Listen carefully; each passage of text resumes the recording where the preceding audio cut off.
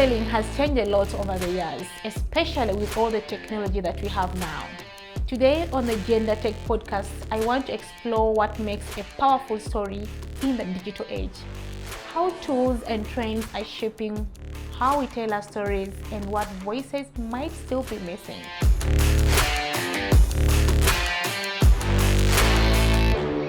Joining me on the show is Alike Pauchiri, a well-seasoned Ugandan writer, poet, editor, publisher, author of Hidden Scars, Unsaid Words, and My Mayor, and also runs Alike Publications and Alike Foundation, an organization that mentors young writers and shaping Uganda's literary scene. Thank you so much, Alike, for taking your time and joining me on Gender Tech Podcast. You've been a storyteller for quite some time, and someone that we do look up to. And someone who has written books, someone who is a poet, you're in communications. Like, how do you do it? How do you manage to do all these things and you end up doing them perfectly? How do we do it? Well, just come to think of it. The head of state runs the whole country in 24 hours in a day. What excuse would you have not to be able to do what you're really passionate about in the same 24 hours that he uses to run the country? For me, it's about passion. It's about passion. And every writer has a way of doing things. For instance, I never listen to music. That's too much wasted of time. Instead of listening to music, I listen to a podcast like yours. I would have compensated for that time.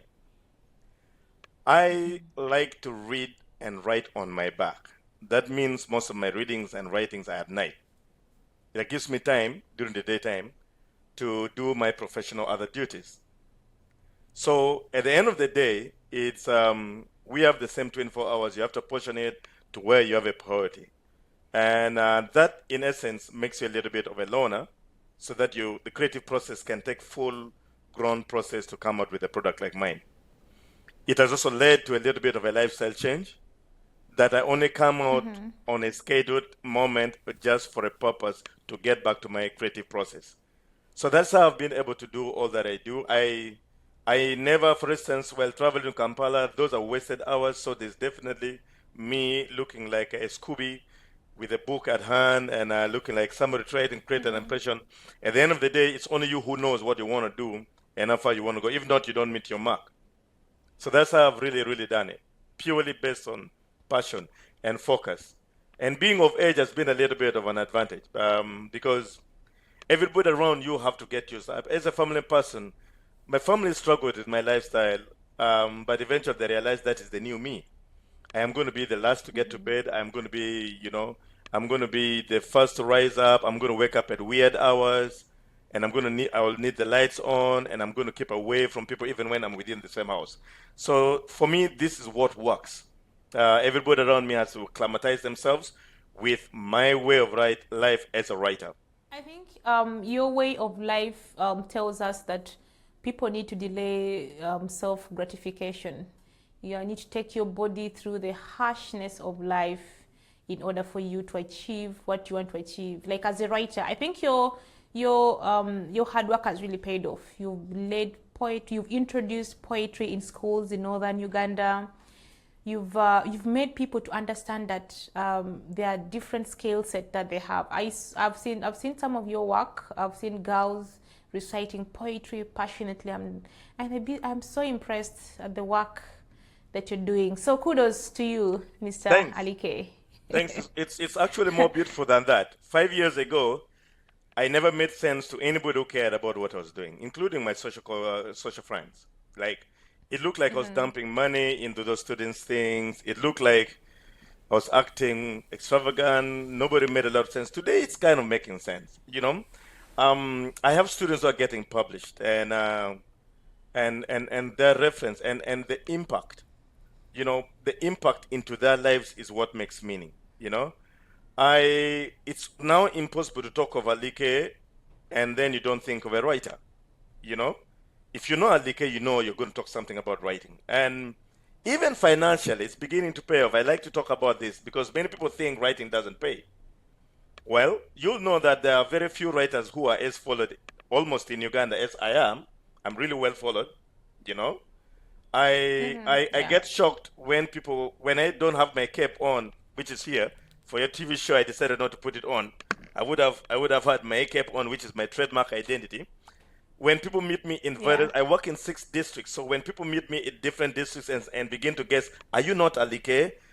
It pays off that you get known for what you're passionate and what you're really doing, you know, because it also determines Exactly. how much you're Yeah. paid. It also determines how much you're paid, you know.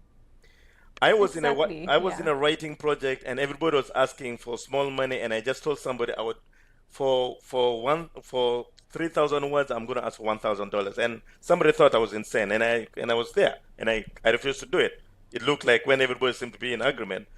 And I was the first to beat my deadline when I was paid that money. And the guy gave me more, $120 for just being the kind of person. So it begins to pay when you take a passion as a job, you know.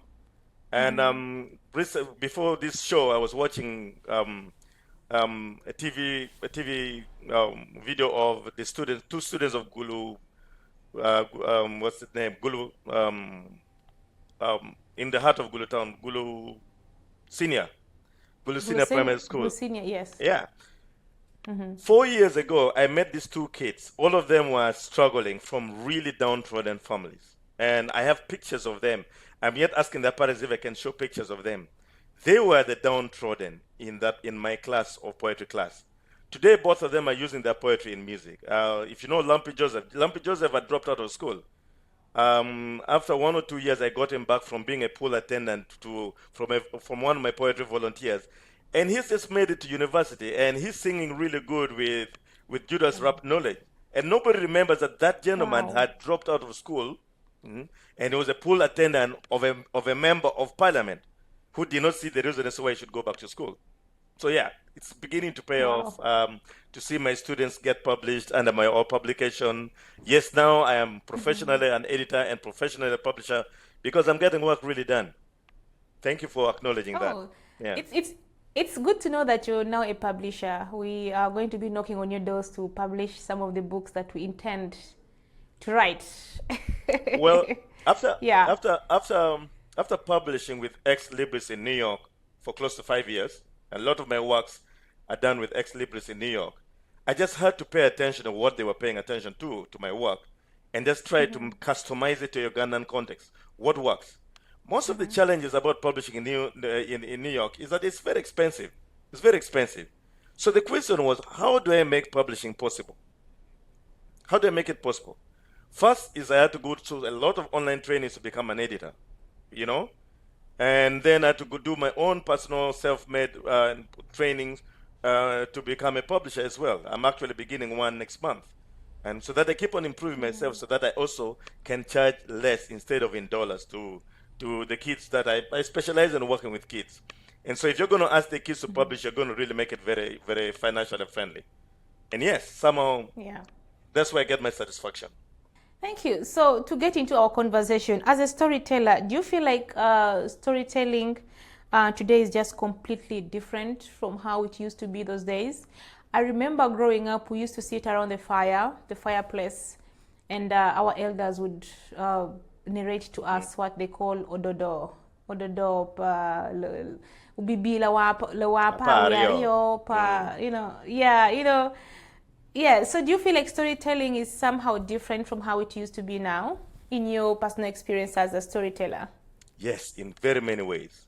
In very many ways. You just have to look at the evolution of writing.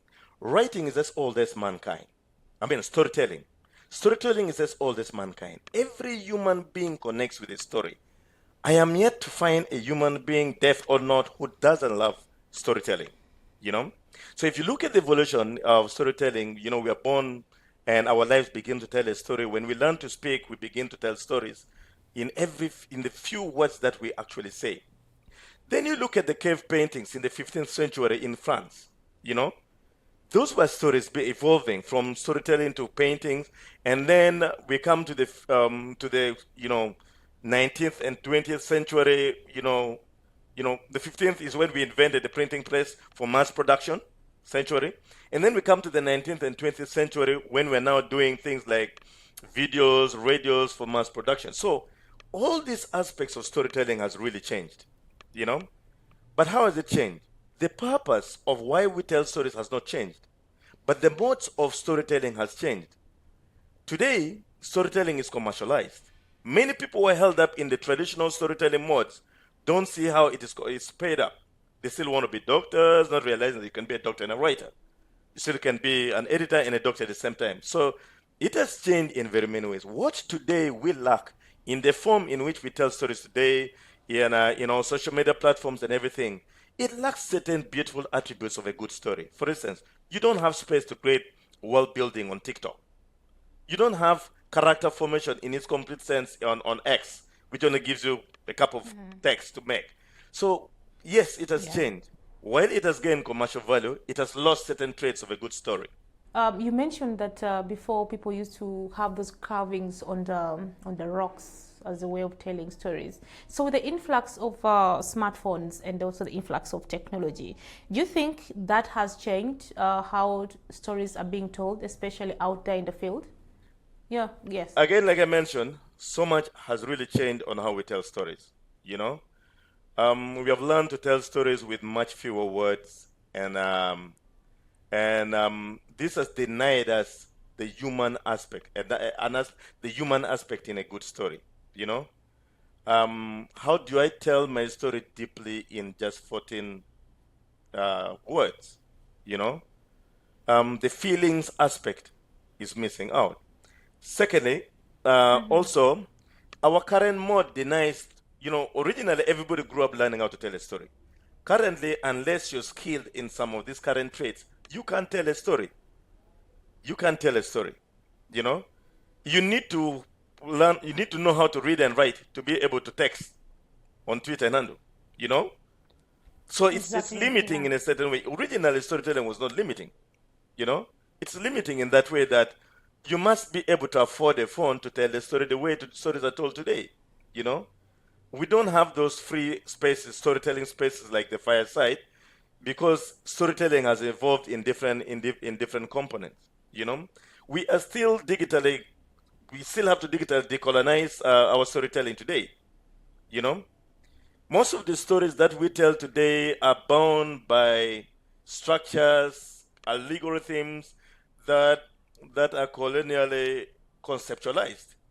You know, I want to tell my story to the world the way it was originally told, with all its ingredients of a good story, without having to make anybody limited to access it because they cannot afford. That's my dream. So we've also seen people leveraging and taking on storytelling applications. Like, for example, I can design like a poster on Canva, or I can design like something very graphical. I could tell my story on using one poster using either Adobe Premiere or Adobe Audition. Like, are these tools making storytelling easier, or do you think they're making it more competitive, especially for those who don't have the skills in some of these applications? A couple of months ago, I tried to use Canva to tell my story through my poems. I wanted to place my poems, I wanted to write my poems using Canva. I realized that I needed an extra skill, or I needed to source out somebody to do that for me if I needed to do it the way I wanted to do it, you know? So it is absolutely true that Canva and other forms of technology facilitates storytelling to make it more effective and efficient. However, it has the same limitations I've talked about. Somebody needs to have those skills. Not everybody can tell their story using Canva. It is also a commercialized platform. You need to have bundles, you need to have, a computer to do all this kind of stuff. So yes, it is more effective, it is much easier and faster to tell beautifully your story, but then also it comes around with some limitations. Which is what I've just shared. Yeah, I think that explains why when you're telling your story and you're leveraging only digital tools, because there's a way the incoming of technology has disrupted normality, the normal things, like how we used to do things. For example, I might be telling my story on Canva. I look maybe using Canva as a tool. I could have designed a very beautiful very beautiful poster or a very beautiful video to tell my story.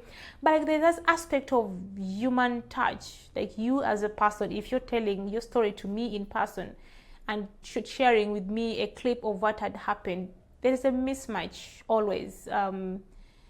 Do you think that takes me to my next question? Do you think there is something missing right now in how we tell stories digitally? You know, I know you've experienced both the traditional means of telling stories, and then also in the digital age. Like, has there been any mismatch that you feel something is amiss or something is really being different? Yes, absolutely. What you're describing as a writer is this common debates we have always had about consciousness and intellect. Intelligence. The debate between consciousness and intelligence.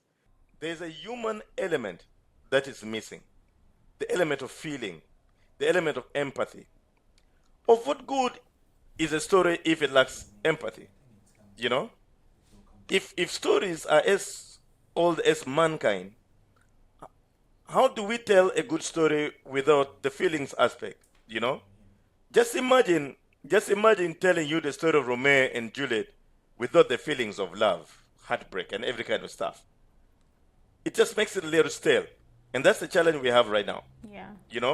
That what we are missing is the human element in what technology is doing, is contributing towards storytelling. So yes, a story is a story. Technology is still telling stories better than hundreds and hundreds of people if you use other forms of technology. Yeah. It may not tell stories better than the best storytellers on earth, because the best stories on earth will tell a better story than technology, because it will portray the human element, the empathy, the sympathy, and we'll still use technology to even say it better. But technology on its own will have those limitations always. So yes, there are challenges that accompany with it. However, the traditional approach in balance of telling stories reaches very, very few people. Technology today, the advantage technology has is that it has democratized the storytelling. There's no solo storyteller. Everybody's telling stories on their phones. Everybody's telling stories on different technological platforms, So you don't have to wait for the editor of a main traditional publication to define narratives of how you want to appreciate the dilemmas of your community's problem. An ordinary citizen can do that by just the use of a camera, by just the use of camera on his phone. And it brings with it a lot of freedom to express oneself, not forgetting the repercussion that comes with exclusive freedom when you give out exclusive freedom without limitations. Exactly. You had talked about how technology is influencing how stories are being told. We've seen right now on across the different social media platforms, there are bloggers, there are writers, like everyone has become a citizen journalist. Everyone has basically become a storyteller. Do you think the urge for people to chase for either likes or the algorithm favoring them, because the algorithm looks at the more you post, the more you share, the more the algorithm catches you and takes your whatever your stories, whatever you've posted across different regions and to different profiles. Do you think the need for people to have more likes, more views, and more shares, this could have contributed to the quality of stories that people tell? Absolutely. Now, when I used to be an editor of Chimp Reports, we used to have lines like, "When it bleeds, it leads." Today, with the current mode of storytelling, more people are turning towards sensational reporting so that you get more likes, even when you know the truth, even when you know the veracity of what you're going to say. More people go for that which will provide more likes, and at the expense of the beauty of a honest, truthfully told story. That good story may never get to the highest likes unless you made it sensational. And in the process of making a story sensational, you tamper with truth and integrity in a story. So yes, You make more money if you get more likes and traffic that gets you. You get more influence. Today we hire influencers. You know, I'll tell you a personal story. Do you remember when Capital FM was making its first mark in Gulu, and I was this very errant writer. I made a living. I made a living whenever there was an event in Gulu, aware that all events that come from Kampala come with their DJs. They come with their media practitioners at the expense of us who write from Gulu, and so what I decided to do was to become sensational in telling my truth, my own way. And I knew all their managers sit every Monday morning reviewing the event in Gulu. So I would do my sensational reporting in November, rather not in November, on Saturday. You know, the event takes place on Saturday. I post it on Sunday. Whatever they're going to post through traditional media that comes out on Monday is already in conflict with what I've posted, and I share and tag all those traditional media. And so somehow they had to take care. So we managed, with a group of friends who are sensational reporters and new bloggers, we managed to twist Capital FM to begin having more local people from Gulu into their show. They added about 10 more people and getting our songs on Capital FM. But then again, it marketed us. Immediately after doing that, I was shocked to be invited by Minister of Health as one of the influencers and paid up to run their awareness question on an idea. That unfortunately did not make a lot of traffic on my page because it was not sensational. I had to be productive. So that's exactly. Today, we have very many sensational reporters, bloggers, and everything that earns money from it, that earns money from it. And because of the clicks and the likes, it has impacted on how we tell our story. It has even impacted on how our identity as writers. Yeah. That means it has impacted on our legacies. There are people who I know from those in the social media platforms who are not as bad as the characters they've created of themselves on digital reporting. In actual sense, they're really nice people. So the characters they've created different from their true characters makes them earn more, makes them more influential, makes them more relevant in their community. So yes, it has changed how we tell our stories, and unfortunately, in some ways, it is we end up not telling beautiful stories because we're looking for likes. We are looking for attention. Yeah, and there's a saying that controversy really sells. So, and in lieu of looking for the likes and viewership, you lose the authenticity in telling your stories. What do you say about the coming of ChatGPT and AI? Has it affected how storytellers tell us genuine stories with a human touch, or like creatively? Because I was on TikTok a couple of days ago, and I saw there's a certain page that has AI generated content. That they keep telling stories, but like they're all AI generated from the first to the end, and people are watching these videos a lot. Is the influx of artificial intelligence replacing our creativity? Is it kicking us out of the job market? In regards to I'll answer that in two ways. If you'll allow me, when I was preparing for this interview, I did some samples to understand a little bit more ChatGPT and AI. And if you'll allow me, if your podcast allows, I need to read what AI and what ChatGPT says about me. Now, you know me, and you will tell me if that looks like me. Can I read? Mm-hmm. They'll look for it somewhere. Please go ahead. Yes, please go ahead. Let me just look for it somewhere. Let's see. Okay. So I have two case studies for you here. I decided to use AI to find out what it says about Alike Pauchere. And this is what it says. Alike Pauchere is a writer and a contributor to Muedo, an African storytelling platform where they provide perspectives on artificial intelligence, technology, and social political issues. Now it goes on to say,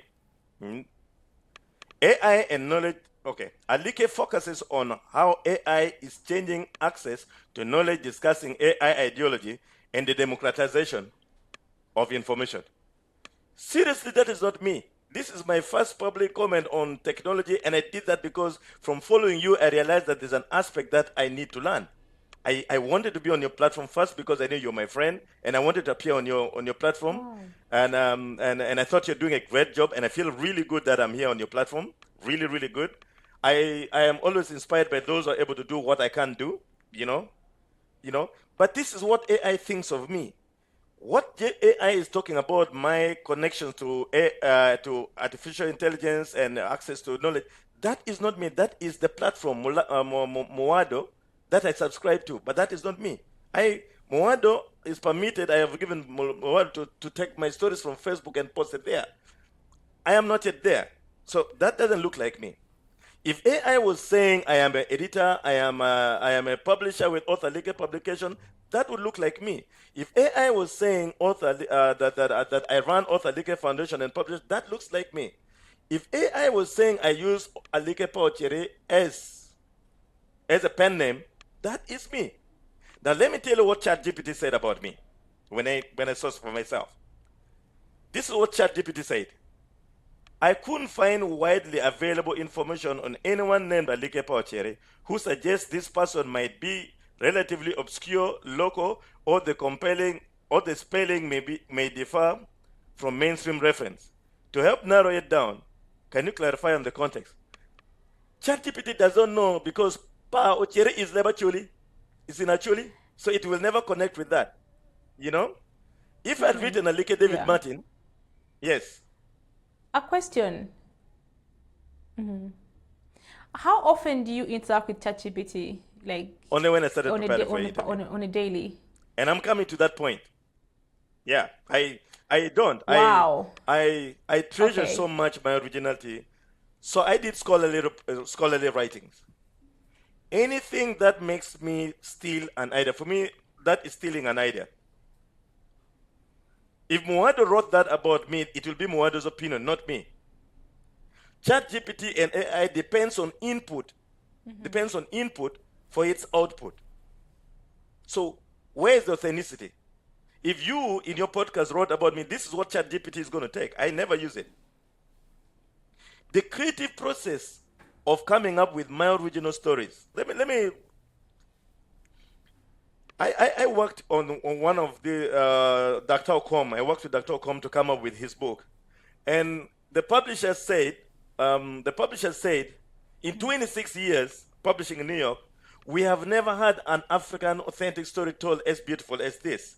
We want to be a part of it, and they're going to release a press release on Dr. Ocom's book, My Life, Dr. Ocom from Kipgum, in 3 cities. That would not be possible if I relied on ChatGPT, because the structure, the form, and everything of telling the story would be the same. I say we worked with Dr. Ocom. It was in the original form of Dr. Ocom and Medic in Kipgum. It could not be replicated. And that is the beauty with original storytelling in its original sense. So as a scholarly writer, I write for the future. I hope at some point in time my writing is not for now. I never write for now. I always have the future, the image of my children in future reading about me and getting the originality of who I am. They're not reading as much today, but they're going to read about me. And when they surely do as adults, they should be proud of the originality that it has never been replicated anywhere else. And having done scholarly writing, I know plagiarism and I know all these other attributes of stealing somebody's idea is the worst thing that you can ever do. It will haunt you even 20 years when I eventually make it as a writer where I want to be. So if I'm going to risk that, I'm not going to make ChatGPT and AI my friend the way I like Google. That informs informs my skills-based training for myself. So that is what ChatGPT doesn't know me because I've not inputted anything. It doesn't. I asked you because normally, I asked you how often you use ChatGPT, because normally when someone wants to log into ChatGPT or those AI platforms or those search online search engines, it always prompts you to use your email address to log in, right? And then because you've used the same email address to open up different accounts, you've opened up Facebook, you've opened up LinkedIn, you've opened up either online shopping platforms. So ChatGPT will pick all the data sets or all the information that is associated with this email address and use it to describe you, you know. And again, I'm really glad that you're among the few people who don't use ChatGPT on a daily. Otherwise, I can assure you, this technology would have given us a proper and refined description of who Power Cherry was.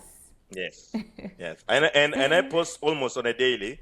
I do something for the for my audience, for those who follow me, almost on a daily. It would definitely be glad to receive all that data. I am maybe the take home from this show is I need to deliberate within myself whether I'm doing myself a disservice not to find out whether I need to appear or my originality is protected by remaining in this state without ChatGPT, without AI. If it makes me a different writer, I would keep it this way. I think I wouldn't say you're doing yourself a disservice or you're being unfair to yourself for not using some of these tools. I mean, it's a 50-50. You know, there are other people who are very private. I presume you're also among the people who are very private, who don't want to have because many people don't know where their personal information are, where it's going, right? But I think it's always good to evolve with the change, with the trends, because technology is here to stay. It's the new normal. So like, let's embrace it. Let's use it to make our lives better. You know, if you're going to write, let's say, a script of 1,000 words in 2 weeks, and then maybe ChatGPT is going to help you write it in a couple of minutes, and then you proofread and paraphrase and just correct a couple of grammar here and there. I mean, it simplifies work. It's a tool meant to simplify work. You know, I totally agree. I know there are people who abuse it, though. There are people who abuse it and overly rely on it. But I mean, it's here to stay.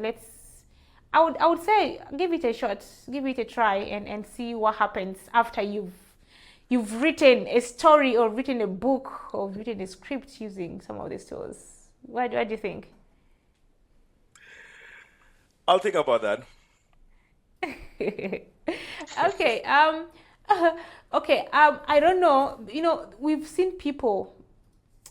From your experience as a storyteller and the writer and the poet, do you think we are skilled enough to differentiate between stories or scripts written by ChatGPT and written by humans? Do you think it's easier for us to do that? I know you mentioned that you wrote one of the best award-winning scripts with a New York publisher, and it was selected because it had that aspect of originality. Do you think the story would have remained different or the same if you had used ChatGPT to do that? Well, it is really, really difficult to tell the difference between when one person uses ChatGPT AI platforms to tell a story.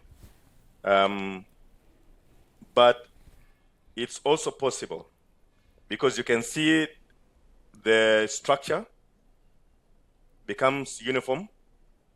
It will naturally lack the human elements of feelings, you know, and one needs to be skillful, you know, to be able to trace these attributes, to be able to define it that, you know, this is the use of ChatGPT.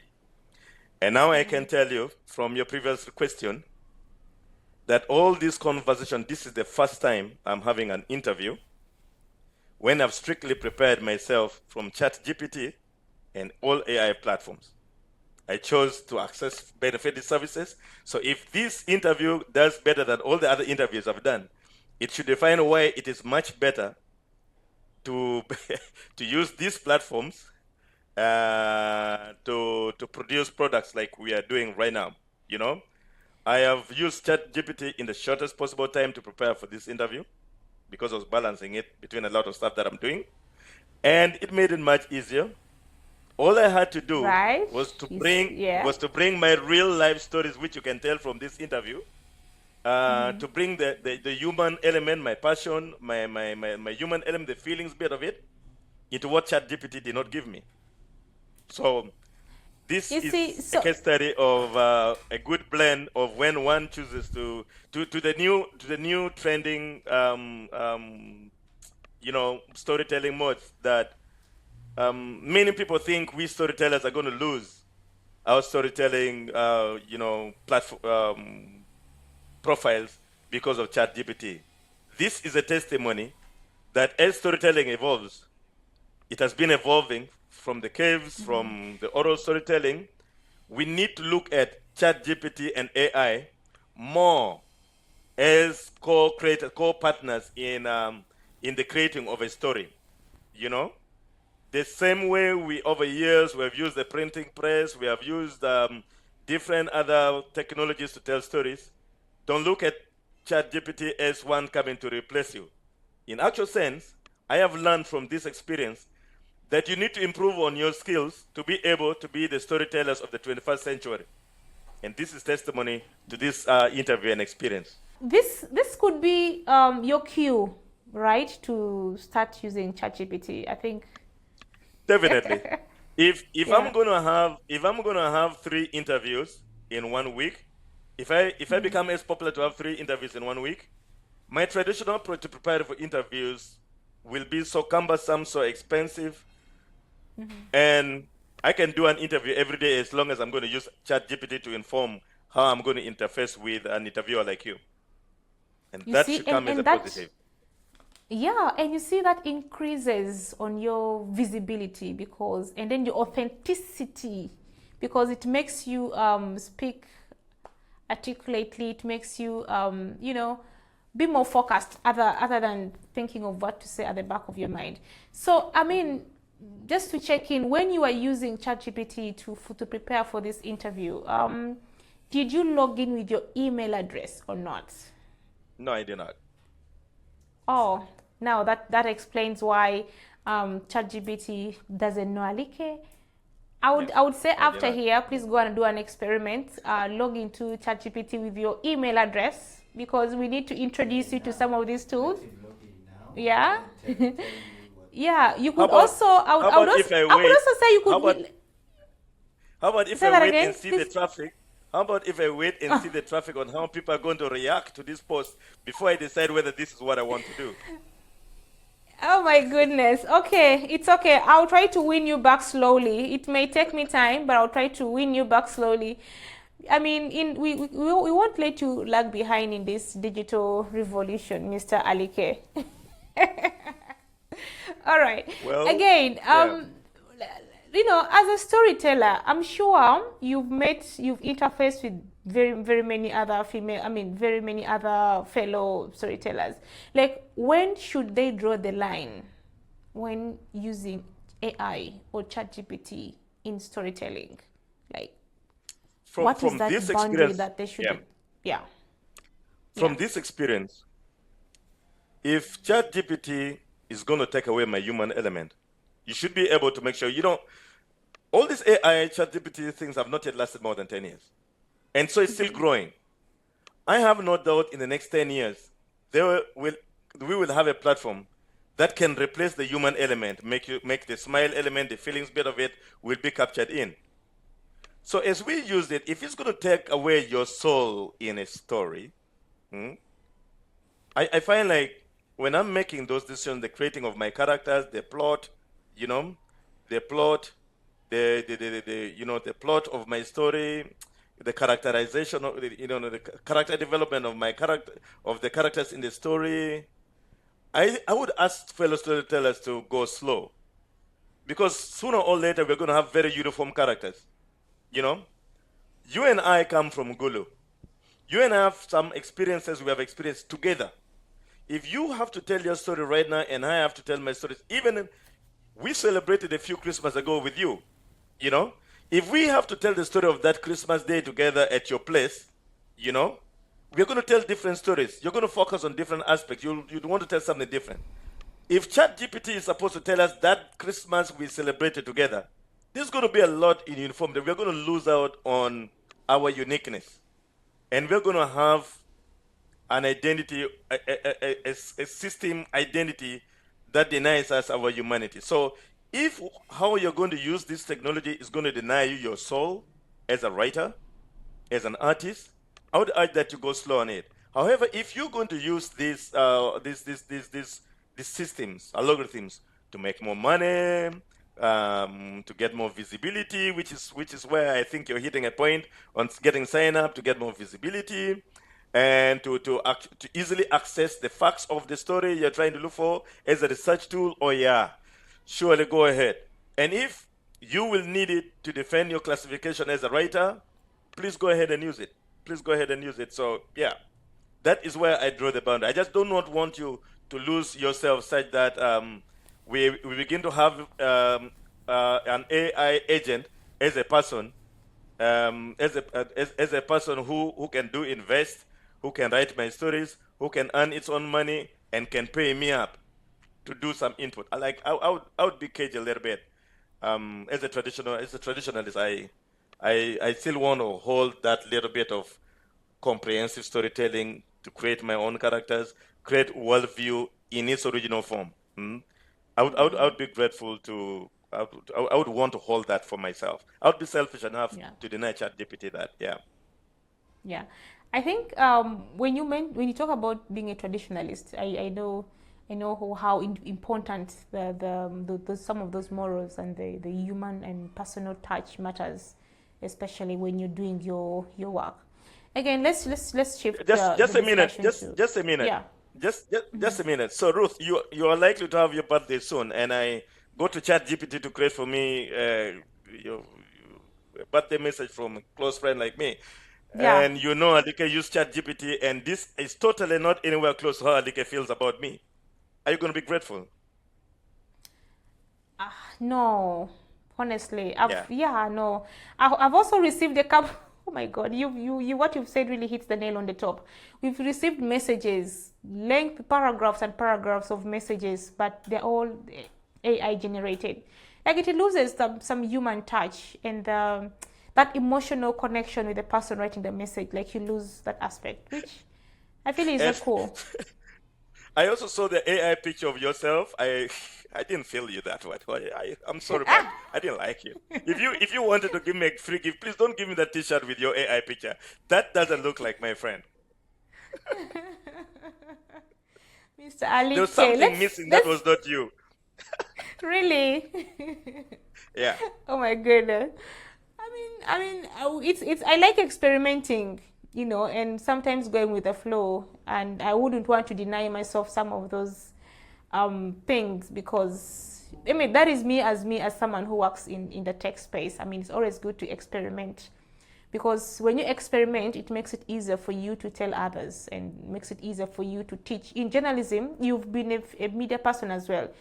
For you to inform, you have to be informed, right? So for me to teach others better, I need to also experiment. So yeah, that was me That's experimenting okay. and getting that picture out of the way.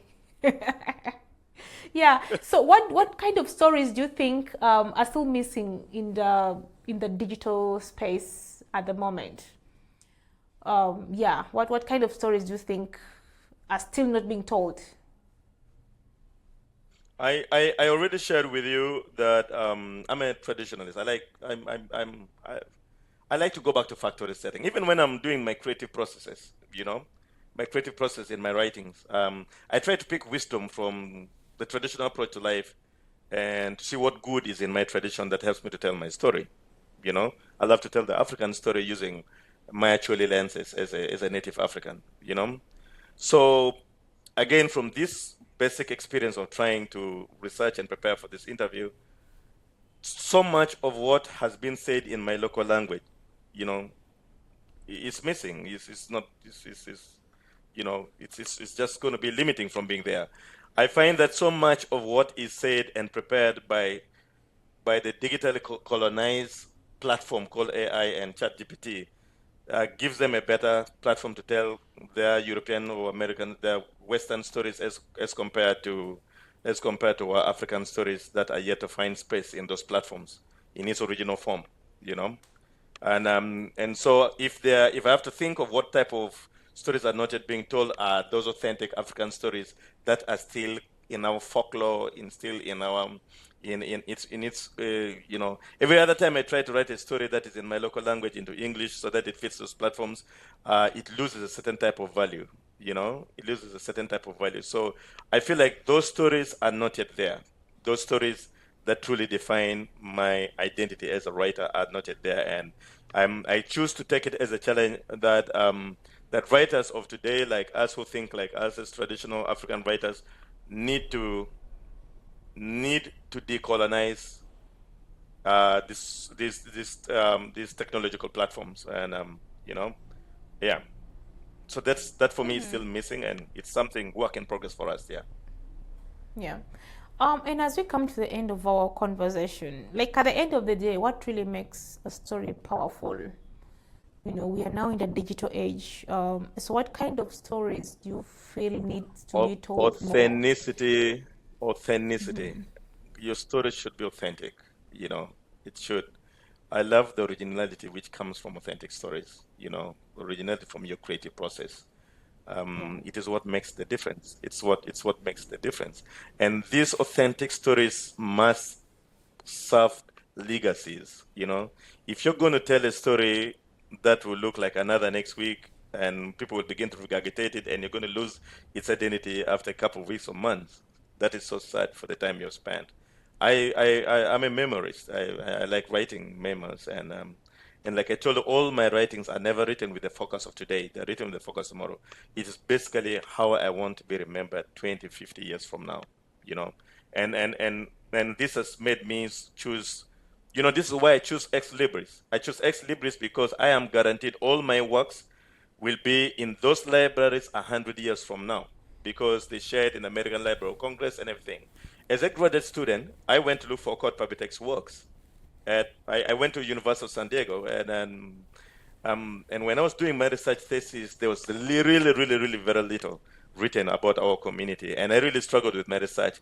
When I shared with the university had to invest in spending in taking me back home to go and get the stories so that they update their database. They begin the process of updating their database on authentic stories from Africa. So that is it for me.